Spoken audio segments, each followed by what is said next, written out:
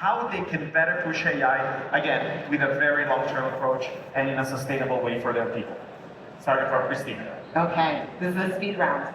I would say you heard a lot of us talk about governance and focus and human-centric and human-first. I think all of that in this moment requires agility. More than anything, and Kinga, I think you said it well, what we thought 2 years ago versus 6 months ago, and where we'll be a year from now and even 6 months from now looks different. So you have to be willing to change. You have to keep that governance, but your muscles of how you run things need to look different with agility that almost has to be comfort with ambiguity. Like you gotta be comfortable with messy and unknown in this moment, which if you're agile, you'll be able to do.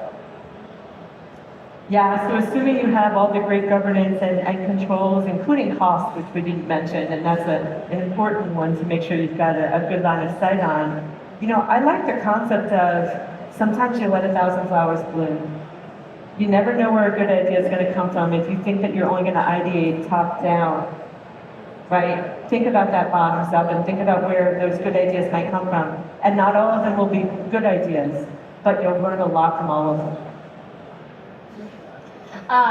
For me, 2 words would be, I would be super optimistic and cautiously optimistic. So the cost factor of deploying AI models needs to be sort of not with a one-size-fits-all approach. We all don't need large language models. Even small language models will cut the chase in the sense that it will also solve the problem that you're looking at. So we got to be a little bit pragmatic in how we are going to be sort of not only empowering our stakeholders, how are we also sort of making decisions with a sustainability and a long-term thinking component to it. And hey, we are all here to learn.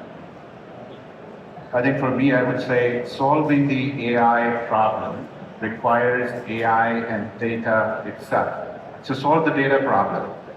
Start small. Make sure your data is usable. Pick the use cases that you can actually, that'll move the needle, right? Big, hairy, audacious goals.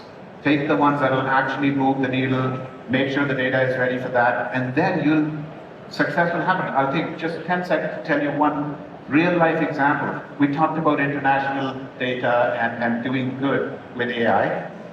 Real life example, I can't name organizations, but a certain country that has universal healthcare, free healthcare for everybody, the advantage of it was there was data behind the scenes. Every time somebody goes into a physician's office or takes a medication, that's there. And what happened is I'm talking to the CIO who turns out to be a psychiatrist, and he says, you know, we have too many suicides happening between 10 years and 20 years of age. Can we use this data to figure out who the next one is and how we can save them, right? And now what we're doing is the doctor's office, when somebody goes in, this is an agent sitting behind the scenes, the doctor doesn't have to do anything, but they can actually ask, is this child at risk?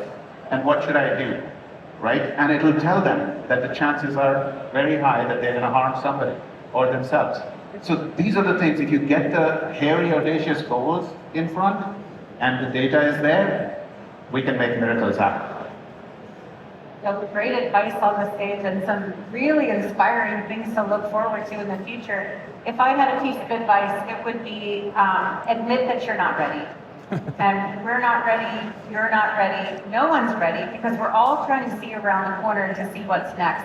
And it's happening faster than I think a lot of us predicted, and the ground is kind of changing underneath of us. So my advice would be to take a bimodal approach.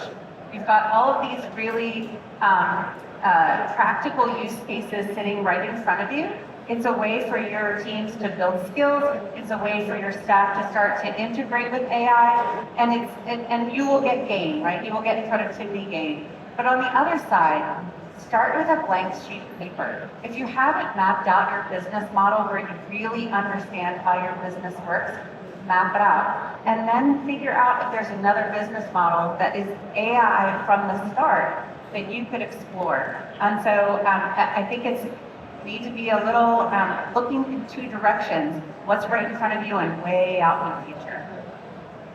amazing piece of advice. So thanks to everyone. We haven't really received through slide ready questions, and because of time, we'll wrap it up here. Thanks everyone for your contributions, and thanks everyone for joining the discussion. Thank you so much. Yeah.